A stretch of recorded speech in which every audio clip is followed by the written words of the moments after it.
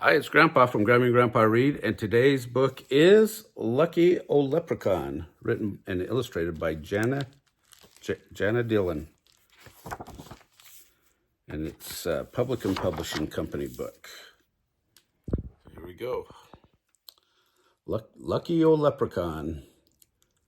Some people say you can't catch a leprechaun. Nowadays, well, you can, but you've got to be smart about it. Those tricky little creatures will try to befuddle your eyes, twirl your thoughts, and outwit your plans every time. On the eve of St. Patrick's Day, the O'Sullivan kids, Megan and Sean, were sent to stay with the old grand aunties, Auntie Maura and Auntie Bridget and Auntie Kathleen.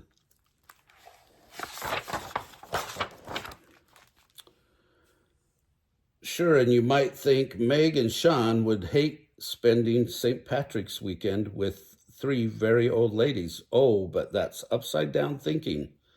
All Meg and Sean had to say was, please, and the dear aunties let them do whatever they wanted, just like that. Aunties, said Meg that day, we want to catch a leprechaun. A leprechaun, is it? Cried Auntie Moira. One of those crabby little shoemakers? Asked Auntie Bridget. Leave himself alone, said Auntie Kathleen. Who? Asked Sean. The leprechaun in the garden, said Auntie Kathleen. He's been there since we were little girls, admitted Auntie Moira. We named him Lucky Old Leprechaun, said Auntie Bridget. If we catch him, said Meg, he'll grant us a wish. And the stories he can tell us, cried Sean. True stories of long ago. People usually ask for their pot of gold, said Auntie Maura, but tricksters they are. You catch one by holding him in your sight. Blink once and he's gone. Forget about it, kids. Oh, please, begged Meg and Sean. Please, aunties. Oh, all right, sweeties, said the aunties together. You honey darlings. What did we just agree to? Asked Auntie Kathleen. They had to remind her, for of the three aunties, Kathleen had the poorest memory of the here and now.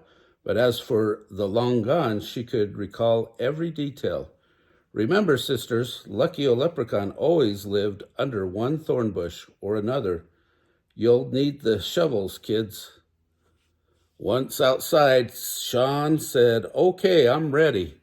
Where's the thorn bush? Now that was the problem. The auntie's yard was surrounded by all three sides by thorn bush hedges. Meg and Sean sighed and started digging.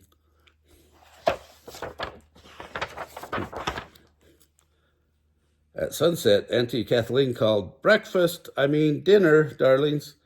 As Meg and Sean, sore and dirty, went into the house, they heard a little snort of laughter.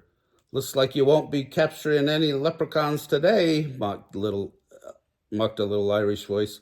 The kids turned back, but no one could be seen. Can we go out searching after dinner, pleaded Meg, as they ate. The day belongs to people, said Auntie Moira. The night belongs to others. Please, begged Meg and Sean together. Please, aunties. Oh, all right, lovies, said the aunties, smiling. You sweethearts. This time the kids used their brains, not their muscles. They slipped out the front door and tiptoed into the backyard. There, looking at the holes they had dug, was a wee man in green. He had his hands on his hips, and he was muttering to himself, We see you, Mr. Old Leprechaun, cried Meg. The little fellow whirled around. Why, it's two wee children and sweet Auntie Bridget, said himself. How are you doing, Bridget, my darling? The kids turned to see. No Auntie Bridget. They turned back. Gone, cried Sean. Tricked. I bet he's laughing at us. And indeed, they did hear snickering. The kids trudged back to the house. Sean stood in the doorway and shouted over and over to Meg to come back out. But in truth, Meg wasn't there. She'd crept out the front door and into the backyard, and Sean, the rogue, knew it.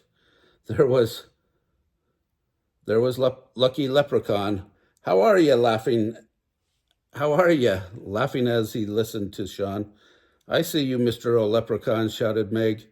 You again, cried Lucky O'Leprechaun, stamping his foot angrily. Sean came running. We'll let you go if you give... What, Meg? What do we want?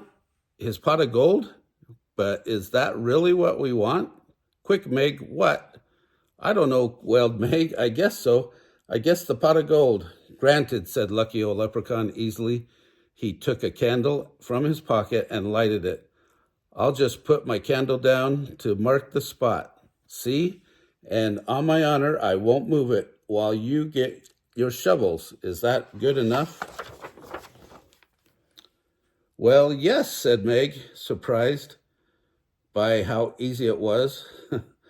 They raced into the garage for the shovels, but when they came out, the entire backyard was aglow with wee candles melting into the grass. He tricked us again, cried Meg. We'll never find the spot. In the warm circle of light at the table, Meg and Sean joined the granddaddies for tea and Irish bread. The old dear's usual bedtime snack, you know. Sean and I have a plan to outwit the leprechaun, said Meg. How in heaven's name are you going to do that? Asked Auntie Moira. With your help, aunties, said the kids. Please, please. The trap to track the leprechaun to his home was set as fine as you please on the kitchen floor, and Auntie Moira poured a drop of tea in a wee doll's cup and placed a bit of Irish bread on a tiny dish. Auntie Bridget let the kids put their old step dancing shoes of finest leather near the snack. And he being a cobbler, she said, giggling, how can he resist? Auntie Kathleen added the $5 gold piece that had lain hidden from thieves in her underwear drawer for 75 years and placed it by the teacup. Last, they poured gooey shamrock green frosting in a circle round the trap. St. Patrick's Day morn, the kids leaped out of bed and raced downstairs. Auntie Moira and Auntie Bridget were staring at the trap. It was himself, crowed Auntie Moira. The little Manny was here. Indeed, the gold coin was gone, the food was eaten. Glory be, the little divil cut a piece of leather from my shoe. Glory be, oh. And cried Auntie Bridget with delight. It worked, shouted Sean. Look, there are tiny frosting footprints leading to the back door. Come on, let's follow them. They opened the hall door to find Auntie Kathleen on her hands and knees scrubbing the floor. There was frosting all over the floor, she said, but don't worry, I've cleaned it up, bright and shiny again.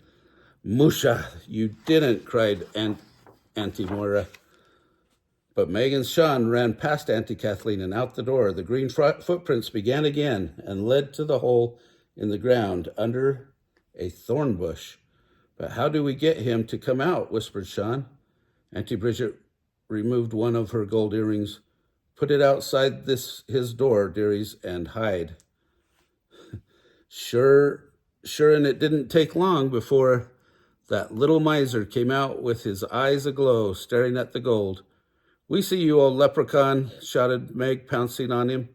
A fine how do you do, cried the little cobbler. Bring the wee fellow inside, squealed Auntie Kathleen. Lucky old leprechaun saw he was in a tight spot. If it's all the same to you, my fine Colleen Meg, he said in a voice laden with blarney, I'm not interested in talking to anyone, including that sport Sean, besides you, or even that trinity of old girls, your aunties. So I'll be on my way, begging your pardon. So long, ta-ta. See you some other time. Meg didn't answer. She marched into the house and placed him on the table. Ask for his pot of gold, warned Auntie Moira, before he tricks you again. First, we want to ask questions, said Sean. Like, how old are you? Nosy child, griped the shoemaker. You're every bit as nosy as your great-great-grandfather, Kevin, back in Ireland, who was always sneaking up on me and asking questions. But you're not half as bad as your relative nosy Deidre, the one who married the Viking back 1,000 years ago. Did you know all of our relatives then, all the way back? Asked Meg. Too well, snapped the leprechaun. Enough said. How did you get to America? Asked Sean. Wouldn't you like to know? Said the little man. Tell us about the little people, said Meg. It's a long story, and I haven't got time to chat, said Lucky, old leprechaun, stubbornly.